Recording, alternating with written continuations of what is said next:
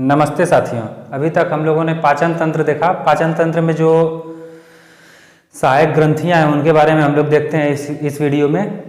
तो पाचन में सहायक ग्रंथियां 3 ग्रंथियां होती हैं। हम लोगों ने देखा था कि मुंह में जो लार ग्रंथियां पाई जाती हैं, लार ग्रंथियों के बाद यकृत, यकृत के बाद अग्नाशय, यही पूरे पाचन में मेन रोल इन्हीं का है। तो लार ग्रंथियों में ज़्यादा कुछ नहीं था, इसीलिए उसको हम उसी में बता दिए थे। और इसमें जो है देखते हैं यकृत। यकृत जो होती है यानी लीवर ग्रंथि जो होती है, ये शरीर की सबसे बड़ी ग्रंथि होती है।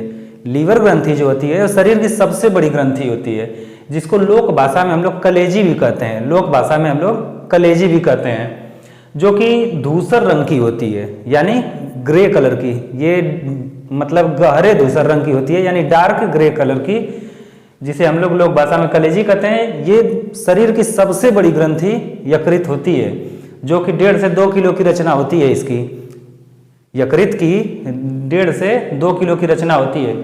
अच्छा, इसमें देखिए यकृत कोशिका जो है, यकृत कोशिका जिन कोशिकाओं से बनी है उन कोशिका को हम लोग कहते हैं हिपैटिक सेल। उस कोशिका को हम लोग हिपैटिक सेल कहते हैं।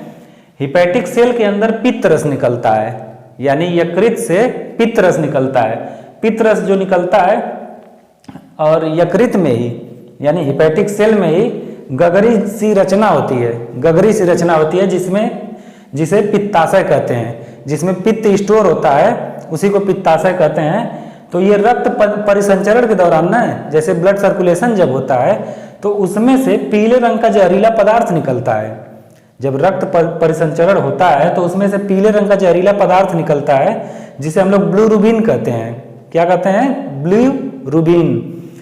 तो ये जो ब्लूरुबिन होती है, तो हिपैटिक सेल जो है ब्लूरुबिन को पीती रहती है, क्योंकि ये जहरीला पदार्थ है। तो यकृत से जो हिपैटिक सेल है, हिपैटिक सेल यकृत में बना हुआ है, जो यकृत की जो कोशिका है वो हिपैटिक सेल की बनी है।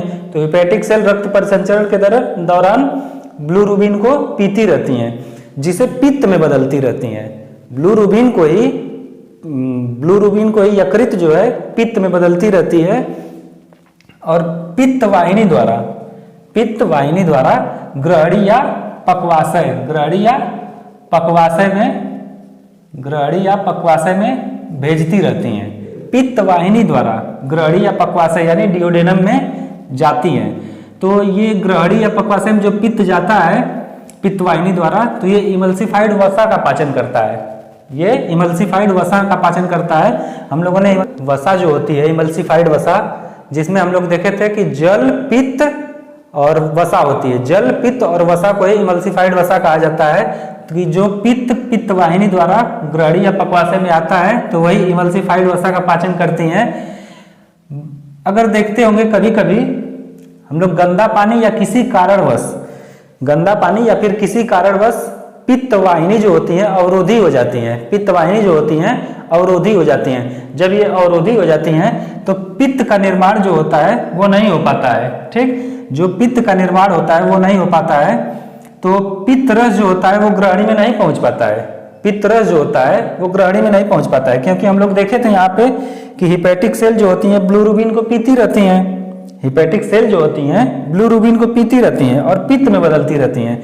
तो जब ये पित्त वाहिनी अवरोधी हो जाएगी, जब उसमें से पित्त निकलेगा ही नहीं, तो पित्ताशय पूरा भरा रहेगा, और जब पित्ताशय भरा रहेगा तो नया पित्त बनेगा नहीं। तो पित्त रस जो होती है ग्रहणी में नहीं पहुंचता है। पित्त रस जो होता है ग्रहणी में नहीं पहुंचता है, जिससे पित्ताशय भरा रहता है। हिपैटिक सेल ब्लूरुबिन जो होता है लेना बंद कर देती हैं। हिपैटिक सेल जो होती हैं ब्लूरुबिन लेना बंद कर देती हैं। और ब्लूरुबिन के कारण ही पीलेपन का कारण जो होता है, ब्लूरुबिन के कारण शरीर जो है पीला पड़ जाता है, क्योंकि ब्लूरुबिन लेना बंद कर देती हैं। तो जो ब्लूरुबिन के कारण पीलापन शरीर हो जाता है, उसी को हम लोग पीलिया या जॉइंडिस कहते हैं। तो पीलिया रोग में आप लोग देखे होंगे कि तेल, घी या अन्य वसा का पाचन नहीं होता है। तेल, घी या अन्य वसा का पाचन नहीं होता है। क्यों नहीं होता है? इसमें हम लोग देखे थे कि इमल्सिफाइड वसा का पाचन करती हैं पित्त वाहिनी द्वारा जो पित्त आती हैं। तो जब पित्त वाहिनी अवरोधी हो जाएंगी तो पित्त आएगा नहीं, जब पित्त आएगा नहीं तो इमल्सिफाइड वसा जो होते हैं उनका पाचन नहीं होगा। तो जो डियोडेनम यानी ग्रहणी होती है, पित्त रस के अभाव में वसा इमल्सिफाइड नहीं हो पाती। ग्रहणी में पित्त रस के अभाव में वसा इमल्सिफाइड नहीं हो पाती है, तो जिसमें लाइपेज एंजाइम काम ही नहीं करता है, इसीलिए जॉइंडिस में लाइपेज एंजाइम नहीं काम करता है। तो साथियों, हम लोगों ने यकृत में देखा कि यकृत में क्या होता है। अब यकृत के कार्य देखते हैं। यकृत के कार्य में पहला कार्य जो है प्रोटीन के उपापचय में सहायक यानी मेटाबॉलिज्म में सहायक, प्रोटीन के उपापचय में सहायक। तो जब प्रोटीन का विघटन होता है, जब प्रोटीन का विघटन होता है तो अमीनो एसिड बनते हैं। जब प्रोटीन का विघटन होता है तो अमीनो एसिड बनते हैं, लेकिन अमीनो एसिड के साथ साथ अमोनिया भी बनता है जो कि जहरीला पदार्थ होता है। अमीनो एसिड के साथ साथ अमोनिया बनता है जो कि जहरीला पदार्थ होता है। तो यकृत क्या करता है, यकृत इस अमोनिया को कम जहरीले यूरिया में तोड़ देता है, कम जहरीले यूरिया में तोड़ देता है। और यूरिया में तोड़ने के बाद यकृत जो है कम जहरीली यूरिया में तोड़ देता है और फिर गुर्दा यानी किडनी के जरिए शरीर से बाहर निकाल दिया जाता है, किडनी के जरिए शरीर से बाहर निकाल दिया जाता है। तो अमोनिया और ब्लूरुबिन जैसे जहरीले पदार्थों से शरीर की रक्षा कौन करता है, यकृत करता है। इसमें क्वेश्चन भी पूछता है कि अमोनिया और ब्लूरुबिन जैसे जहरीले पदार्थों से शरीर की रक्षा कौन करता है, तो यकृत ही करता है। तो यकृत को शरीर का नीलकंठ या शंकर जी भी कहा जाता है। शरीर का नीलकंठ किसे कहा जाता है, यकृत को। ये क्वेश्चन बार बार पूछता है। तो कार्बोहाइड्रेट के उपापचय में सहायक जो होता है, तो कार्बोहाइड्रेट के विघटन से जो होता है ग्लूकोज मिलता है, और ग्लूकोज इस शरीर का ईंधन कहा जाता है जिससे हमें ऊर्जा प्राप्त होती है। जब हम कभी काम नहीं करते हैं, जब हम कभी कोई काम नहीं करते हैं, यानी हमारा शरीर कोई काम नहीं करता है तो अधिक ग्लूकोज जमा होने लगता है। जब हमारा शरीर कोई कार्य नहीं करता है तो अधिक ग्लूकोज जमा होने लगता है।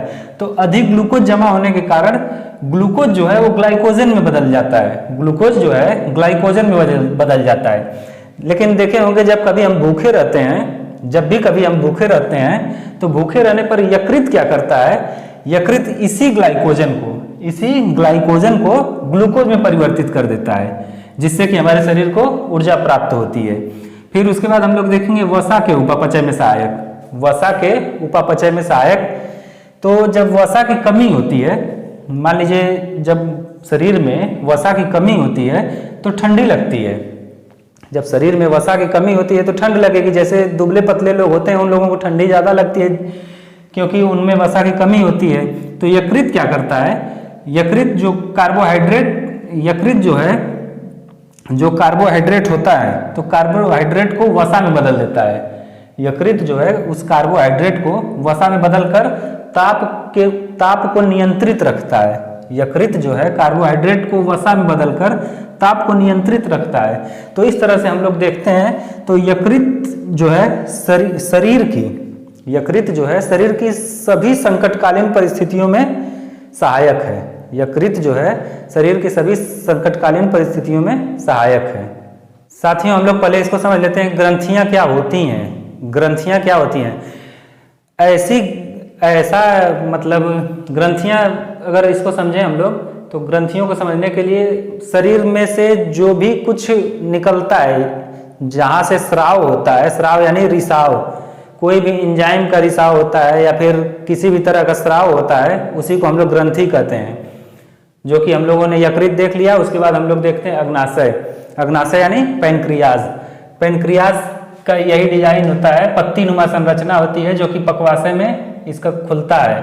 तो इसमें देखते हैं तो पत्ती नुमा संरचना होती है, अग्नाशय की पत्ती नुमा संरचना होती है। इसमें जो है अग्नाशयिक नली द्वारा पक्वाशय में खुलता है।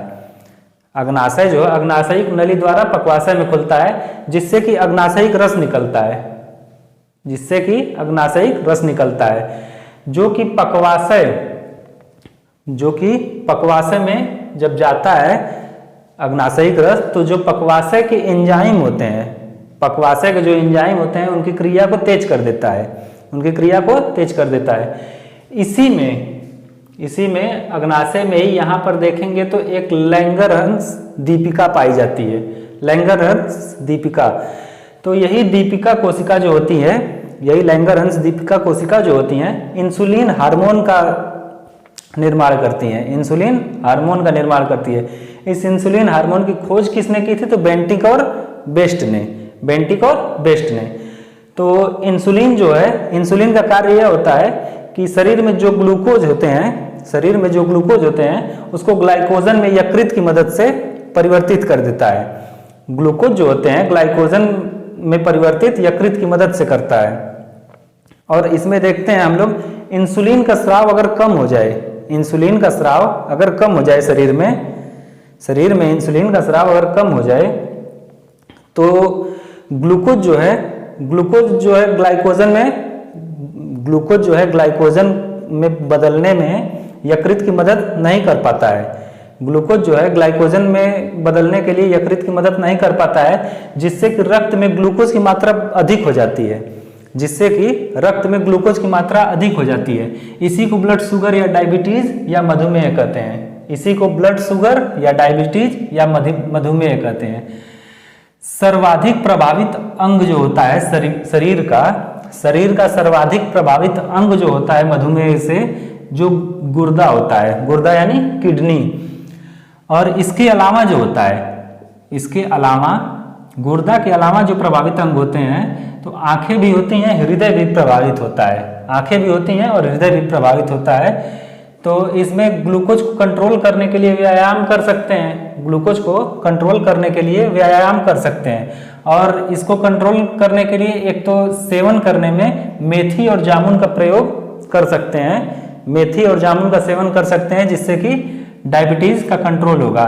और उसी में देखते हैं, अगर इंसुलिन का स्राव अधिक हो जाए, इंसुलिन का स्राव अगर अधिक हो जाए तो ग्लूकोज जो है ग्लाइकोजन में परिवर्तित करने के लिए यकृत की मदद जरूरत से ज्यादा करने लगेगा, यकृत की मदद जरूरत से ज्यादा करने लगेगा।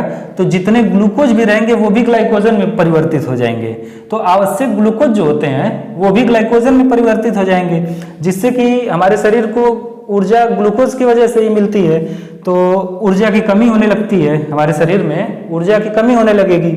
जब ऊर्जा की कमी होने लगेगी तो ऐसे व्यक्ति जिस शरीर में ग्लूकोज की कमी होती है, तो ऐसे व्यक्ति अगर कोई भी भारी कार्य करते हैं, ऐसे व्यक्ति अगर कोई भी भारी कार्य करते हैं तो वो बेहोश होकर गिर सकते हैं। ऐसे व्यक्ति जिनमें इंसुलिन का स्राव ज़्यादा हो जाता है तो वो कोई भी भारी कार्य करते हैं तो बेहोश भी हो सकते हैं, उनकी मृत्यु भी हो सकती है, उनकी मृत्यु भी हो सकती है।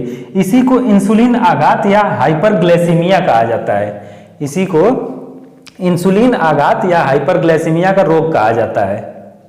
आई होप आप लोगों को यहाँ तक समझ में आया होगा। इसके बाद नेक्स्ट क्लास में देखेंगे। जय हिंद, जय भारत।